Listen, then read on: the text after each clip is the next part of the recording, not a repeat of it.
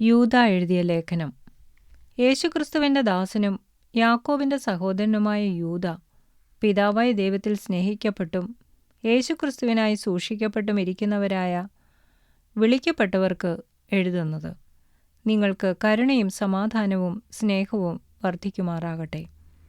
പ്രിയരെ, നമുക്ക് പൊതുവിലുള്ള രക്ഷയെക്കുറിച്ച് നിങ്ങൾക്ക് എഴുതുവാൻ സകല പ്രയത്നവും ചെയ്യുകയിൽ വിശുദ്ധന്മാർക്ക് ഒരിക്കലായിട്ട് ഫലമേൽപ്പിച്ചിരിക്കുന്ന വിശ്വാസത്തിനു വേണ്ടി പോരാടേണ്ടതിന് പ്രബോധിപ്പിച്ചെഴുതുവാൻ ആവശ്യമെന്ന് എനിക്ക് തോന്നി.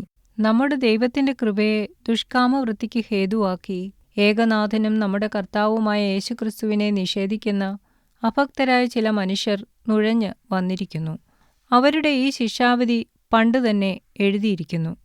നിങ്ങളോ സകലവും ഒരിക്കൽ അറിഞ്ഞുവെങ്കിലും നിങ്ങളെ ഓർപ്പിപ്പാൻ ഞാൻ ഇച്ഛിക്കുന്നതെന്തെന്നാൽ, കർത്താവ് ജനത്തെ മിസ്രയീമിൽ നിന്ന് രക്ഷിച്ചിട്ടും വിശ്വസിക്കാത്തവരെ പിന്നത്തേതിൽ നശിപ്പിച്ചു.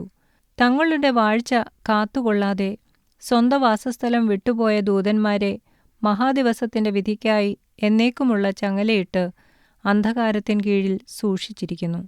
അതുപോലെ സോദോമും ഗൊമോറായും ചുറ്റുമുള്ള പട്ടണങ്ങളും അവർക്ക് സമമായി ദുർനടപ്പ് ആചരിച്ച് അന്യജഡം മോഹിച്ച് നടന്നതിനാൽ നിത്യാഗ്നിയുടെ ശിക്ഷാവിധി സഹിച്ചുകൊണ്ട് ദൃഷ്ടാന്തമായി കിടക്കുന്നു.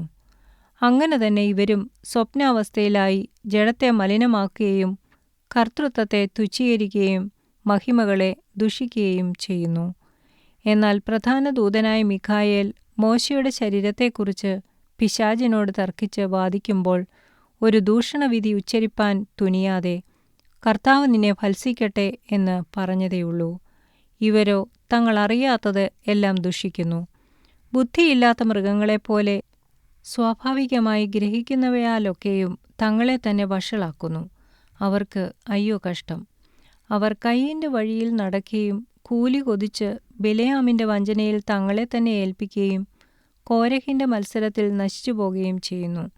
ഇവർ നിങ്ങളുടെ സ്നേഹസദ്യകളിൽ മറഞ്ഞുകിടക്കുന്ന പാറകൾ, നിങ്ങളോടുകൂടെ വിരുന്നു കഴിഞ്ഞ് ഭയം കൂടാതെ നിങ്ങളെ തന്നെ തീറ്റുന്നവർ, കാറ്റുകൊണ്ടോടുന്ന വെള്ളമില്ലാത്ത മേഘങ്ങൾ, ഇല കൊഴിഞ്ഞും ഫലമില്ലാതെയും രണ്ടുരു ചത്തും വേരറ്റും പോയ വൃക്ഷങ്ങൾ, തങ്ങളുടെ നാണക്കേട് നുരച്ചു തള്ളുന്ന കൊടിയ കടൽത്തിരകൾ, സദാകാലത്തേക്കും അന്ധതമസ് സൂക്ഷിച്ചു വച്ചിരിക്കുന്ന വക്രഗതിയുള്ള നക്ഷത്രങ്ങൾ തന്നെ.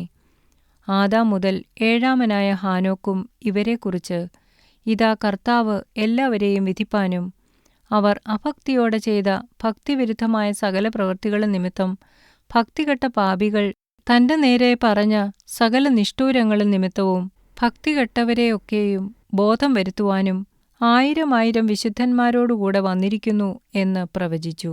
അവർ പിറുപിറുപ്പുകാരും തങ്ങളുടെ ഗതിയെക്കുറിച്ച് ആവലാതി പറയുന്നവരുമായി സ്വന്തം മോഹങ്ങളെ അനുസരിച്ച് നടക്കുന്നു.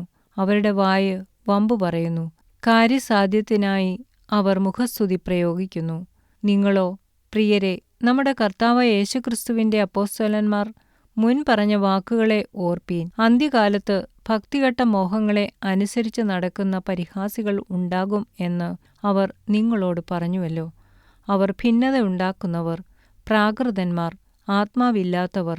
നിങ്ങളോ പ്രിയമുള്ളവരെ, നിങ്ങളുടെ അതിവിശുദ്ധ വിശ്വാസത്തെ ആധാരമാക്കി നിങ്ങൾക്ക് തന്നെ ആത്മീയ വർധന വരുത്തിയും പരിശുദ്ധാത്മാവിൽ പ്രാർത്ഥിച്ചും നിത്യജീവനായിട്ട് നമ്മുടെ കർത്താവായ യേശുക്രിസ്തുവിന്റെ കരുണയ്ക്കായി കാത്തിരുന്നും കൊണ്ട് ദൈവസ്നേഹത്തിൽ നിങ്ങളെ തന്നെ സൂക്ഷിച്ചുകൊള്ളുവീൻ. സംശയിക്കുന്നവരായ ചിലരോട് കരുണ ചെയ്യുവീൻ. ചിലരെ തീയിൽ നിന്ന് വലിച്ചെടുത്ത് രക്ഷിപ്പീൻ. ജഡത്താൽ കറപിടിച്ച അങ്കി പോലും പകച്ചുകൊണ്ട് ചിലർക്ക് ഭയത്തോടെ കരുണ കാണിപ്പീൻ.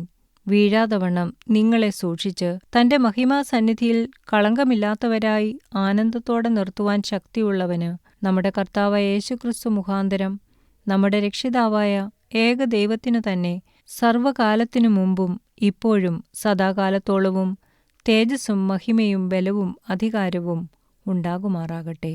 ആമേൻ.